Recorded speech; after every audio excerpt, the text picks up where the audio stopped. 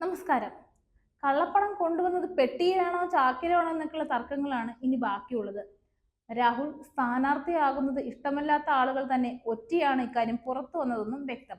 അപ്പോഴും ഒരു ചോദ്യം ബാക്കി നിൽക്കുന്നുണ്ട്. തൊട്ടതിനും പിടിച്ചതിനുമെല്ലാം പ്രതികരണവുമായി എത്തുന്ന രാഹുൽ ഹോട്ടലിൽ റെയ്ഡ് നടന്ന സമയം അത്രയും മൗനം പാലിച്ചതും തുടരെയുള്ള മാധ്യമങ്ങളുടെ ഫോൺ കോളുകൾക്ക് ഉത്തരം നൽകാതിരുന്നതും ഒടുവിൽ കോഴിക്കോട് എത്തിയ ശേഷം മാത്രം ഫോൺ കോൾ എടുത്തതുമെല്ലാം എന്തുകൊണ്ട്?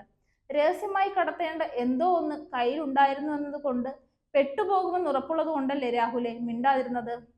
പാലക്കാട്ട് കള്ളപ്പണം കൊണ്ടുവന്നു എന്ന വിഷയത്തിൽ പുലർച്ചെ 2:25 കോഴിക്കോട് നോർത്ത് പോലീസ് സ്റ്റേഷന് മുന്നിൽ വെച്ച് ഫേസ്ബുക്ക് ലൈവ് ചെയ്ത രാഹുൽ എന്തുകൊണ്ടായിരിക്കാം അപ്പോൾ തന്നെ പെട്ടി തുറന്ന് കാണിച്ച് ഫേസ്ബുക്ക് ലൈവ് ചെയ്യാതിരുന്നത്? ഫെനി നൈനാൻ എന്ന വ്യാജ ID കാർഡ് കേസിലെ ഒന്നാം പ്രതിയാണ് നീല ട്രോളി ബാഗും കറുത്ത മറ്റൊരു ബാഗും വെളുത്ത ഇന്നോവ കാറിൽ സ്വന്തമായി ഡ്രൈവ് ചെയ്ത് കൊണ്ടുപോകുന്നത്. ഫെനി ആ കാറും ബാഗുകളും ഒക്കെ എങ്ങോട്ടൊക്കെ കൊണ്ടുപോയെന്ന് ആർക്കും അറിയില്ല. വിവാദപ്പെട്ട വിഷയത്തിൽ ഞാൻ അന്നില്ല സാർ എന്ന സിനിമാ ഡയലോഗ് പോലെയായി രാഹുലിന്റെ പ്രതികരണം. ഇതൊന്നും പിന്നെ ആരും അറിയില്ലല്ലോ സാർ. സ്വന്തം വണ്ടിയിൽ എന്തുകൊണ്ട് കോഴിക്കോട് പോയില്ല എന്ന ചോദ്യം ഒഴിവാക്കാനാണോ ഈ കഥ? കോഴിക്കോട് സ്വന്തം വണ്ടിയിൽ പോയില്ല. കോഴിക്കോട് എത്തുന്ന നിശ്ചിത സമയം വരെ കോഴിക്കോടിന്റെ കാര്യമേ മിണ്ടുന്നില്ല. കോഴിക്കോട് എത്തിക്കൊണ്ടിരിക്കുമ്പോൾ പാലക്കാട് ഹോട്ടലിൽ നിന്ന് ഇറങ്ങി വന്നതിനെ തള്ളിപ്പറഞ്ഞു. ഈ 3 കാര്യങ്ങളും സിനിമാ കഥയെ വെല്ലുന്ന പദ്ധതി ആസൂത്രണമല്ലേ?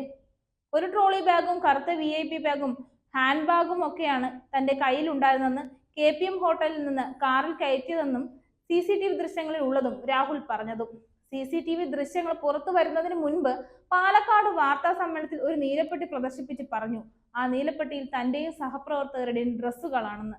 സത്യത്തിൽ എന്ത് തെളിയിക്കാനാണ് താങ്കൾ പാടുപെടുന്നത് എന്ന് ചോദിച്ചു പോവുകയാണ്.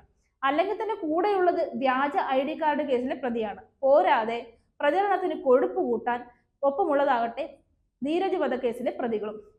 ഇത്രയൊക്കെ കാട്ടിയിട്ടും പാലക്കാട് പുഷ്പം പോലെ ജയിക്കുമെന്നുള്ള നിങ്ങളുടെ അഹങ്കാരമുണ്ടല്ലോ, സമ്മതിക്കണം സാർ, സമ്മതിച്ചേ പറ്റൂ.